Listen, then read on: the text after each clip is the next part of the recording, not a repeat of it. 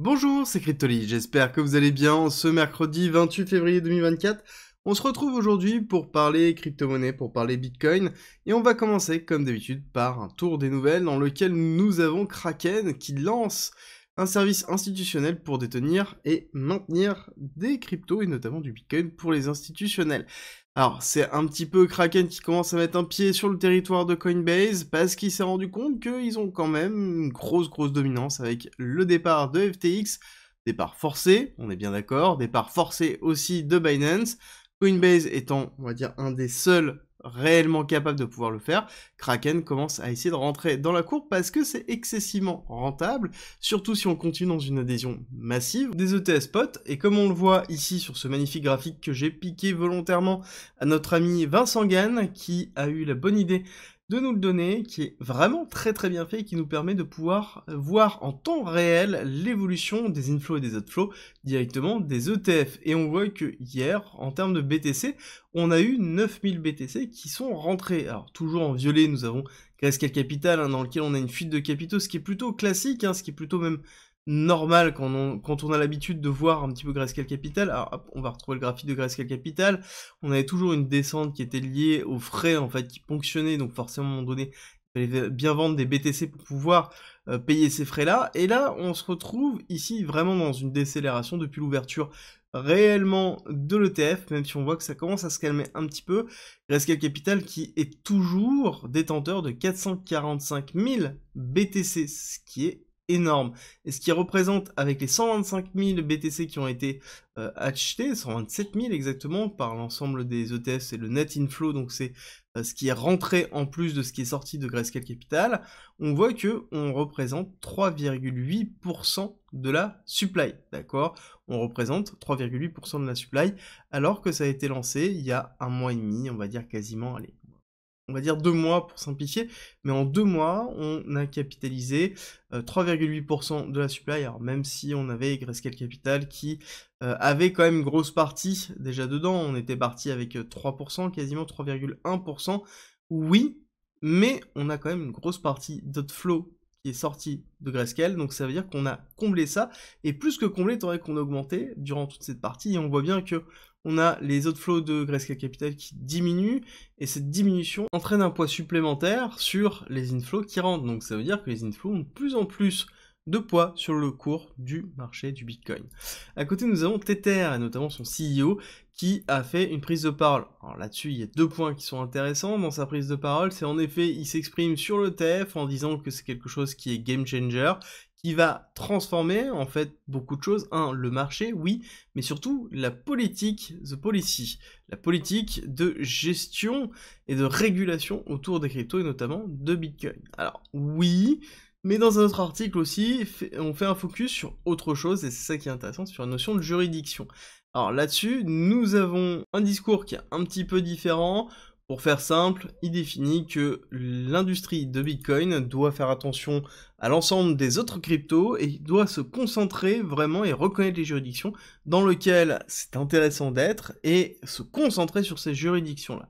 Alors là-dessus, est-ce que c'est une attaque déguisée ou non par rapport aux USA, le fait qu'on va avoir une réglementation qui va tomber au niveau des stablecoins, une réglementation qui va tomber peut-être même sur le minage du BTC, à savoir qu'on rappelle qu'aux USA, on va être dans une année de turbulence parce que c'est une année d'élection, et là-dessus, il y a un message aussi caché. On rappelle que Tether est un petit peu sous les projecteurs des différentes institutions américaines sur l'émission de son USDT et le rôle qu'il joue avec notamment Tron. On rappelle que plus de la moitié des USDT sont sur Tron actuellement. Alors, en même temps, c'est logique parce qu'il y a une grosse partie des exchanges qui gardent leurs fonds sur le network Tron, mais ça n'empêche que on a une véritable question sur Tether. Ça, je vous le couvrirai certainement dans la vidéo de samedi.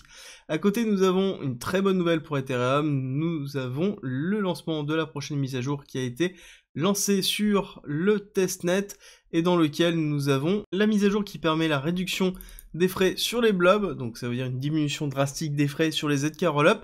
Et à côté, nous avons surtout une date qui va être le 13 mars 2024 pour le mainnet de cette mise à jour, dans lequel on devrait avoir quand même une grosse évolution au niveau des layers 2 d'Ethereum. Niveau macro, très rapidement, nous avons la confiance des consommateurs très basse, 114 prévu, 106. On est en dessous du précédent, donc on a bien une incertitude au niveau du marché, ce qui est plutôt classique, hein. Je rappelle qu'on est dans une année d'élection, dans une année de tension, dans laquelle on attend le pivot de la Fed, mais qui se fait tarder et qui se fera tarder quoi qu'il arrive, et que nous avons aujourd'hui à 14h30 le PIB T4 qui va sortir, très important, quelque chose qui va être vraiment validé et vérifié sur la santé de l'économie américaine, avec cette augmentation des taux de la Fed rapide, et qui déterminera peut-être si oui ou non on aura quelques mois de plus à attendre avant le pivot de la Fed et le rallumage réellement de la liquidité. À côté, nous avons d'autres chiffres qui sont intéressants et importants, ça va être le PCE Core qui va être validé, et ensuite on va avoir les PMI manufacturiers sur vendredi 1er mars, donc premier jour de mars, dans lequel certainement on fera l'analyse de la clôture mensuelle qui va être très intéressante et très importante. Au niveau de la macro, ça bouge assez peu de volume après cette explosion de la semaine dernière, et ça vient principalement des 7 Majestic qui ne bougent absolument pas, dans lequel on n'a pas de volume de trading ni en même temps de chiffres, ce qui est logique parce que la semaine dernière on avait les différents résultats. C'est pour ça qu'on a maintenant le PIB consolidé qui va tomber sur le T4. Au niveau de Bitcoin sur SP500, toujours important de voir la dominance et la force de Bitcoin par rapport à l'économie américaine. On voit qu'on est bien en surperformance, on est bien dans une bougie qui est bien verte et impulsive cette semaine, ce qui est logique au vu des performances qu'on est en train de faire. Et quand on regarde les différents niveaux, on voit qu'on a encore un petit peu de marge parce qu'on peut monter un petit peu plus haut pour vraiment combler ici cet imbalance. Et sinon, nous avons un order block qui est beaucoup plus haut ici dans les 12,53 à surveiller.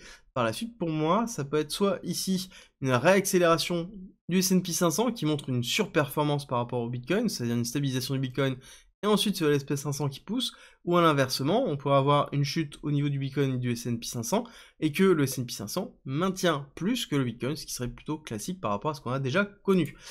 On voit que Bitcoin s'est arraché encore hier. Sur le CME, on est quasiment aux 58 000. Hein. On a fait les 58 000, mais on n'a pas clôturé au-dessus en tout cas. Pour l'instant, la semaine, on est encore que mercredi. On a le temps.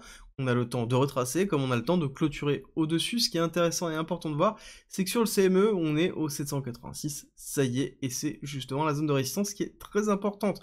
Je vous rappelle qu'il faut clôturer au-dessus de 786 pour avoir un signal qui va être très très bullish. Ça veut dire qu'on a un refus de la résistance, et donc ça veut dire que on a bien un momentum très très fort et très haussier, et ça se voit aussi au niveau du RSI, dans lequel le RSI ici fait un nouveau plus haut, dans lequel on a bien un momentum qui est en train de se créer et qui s'accélère rapidement. Alors oui, le RSI est très haut, mais ça n'empêche qu'on est resté dans des phases de bull run très très haut pendant longtemps, donc ce n'est pas un souci tant que on n'a pas de divergence très forte et qu'on continue à accompagner le cours, qu'on n'a pas un momentum qui s'effondre. Sauf si on regarde un peu court terme, c'est intéressant de voir, là on est en 4 heures, on va passer tout à l'heure en 1 heure, vous allez voir plusieurs choses. Premièrement, c'est que oui, le RSI, le momentum est reparti à la hausse, et malgré cette hausse, on voit qu'on a une petite inflexion du RSI, donc une petite respiration.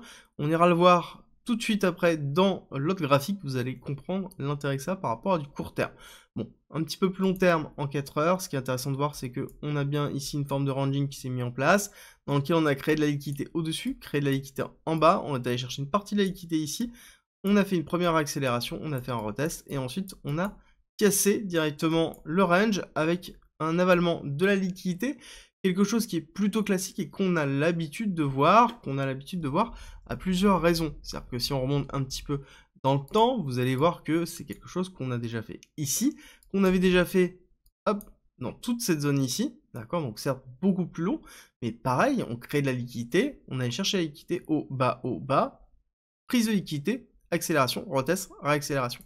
Et je vous avais expliqué que là, ça, ce qu'on voyait ici, ça ressemblait excessivement à ce qu'on voyait là sur une petite time frame, dans lequel c'était beaucoup plus condensé, mais c'était exactement ça, prise de liquidité en bas, accélération, retest, pareil, prise de liquidité en bas, accélération, retest, et ensuite réaccélération, avec quand même quelque chose qui est très très très vertical. Et quand on regarde vraiment très court terme, ce qui est intéressant de voir, c'est qu'on a quand même un RSI et un momentum qui se calme, alors qu'on a un cours qui se stabilise. Bon, pour moi, on est un petit peu dans la même schématique, hein, accélération, on va avoir une forme de respiration. Après, à déterminer combien de temps cette respiration, moi, la seule chose que je note, c'est que les respirations sont de plus en plus courtes, hein, d'accord? Là, on a une respiration qui est quand même de plusieurs jours. Alors oui, on était en décembre avec la fin de l'année, d'accord, mais on était quand même sur une respiration qui était très longue. Là, ça s'est vraiment raccourci et là, quand on regarde, on pourrait avoir quelque chose qui pourrait être beaucoup plus court et ça va être à surveiller. Surtout que, je rappelle qu'au niveau des ETF, nous avons une diminution réelle au niveau de Grayscale Capital des outflows, ça veut dire qu'on a un cours qui se maintient très fortement et ce qui est intéressant de voir, c'est vraiment au niveau des deux ETF, on a bien un énorme gap qui s'est formé et ce gap-là nous dit que le mouvement a été fait en anticipation justement de l'ouverture du marché américain.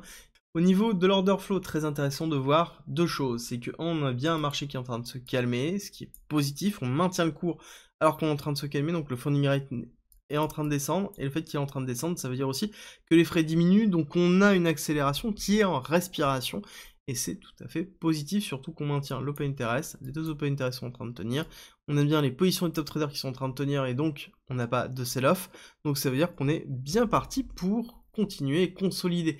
Consolider, oui, parce qu'on va créer de la liquidité, on le voit bien qu'on a des shorts qui sont en train de se positionner sur les 58 000, on a des liquidités qui se positionnent sur les 56 000, on reconnaît très bien ça, hein. On le voit bien sur le travail du cours précédent, dans lequel on a la mise en place du range, prise de liquidité basse, ok, prise de liquidité haute, ok.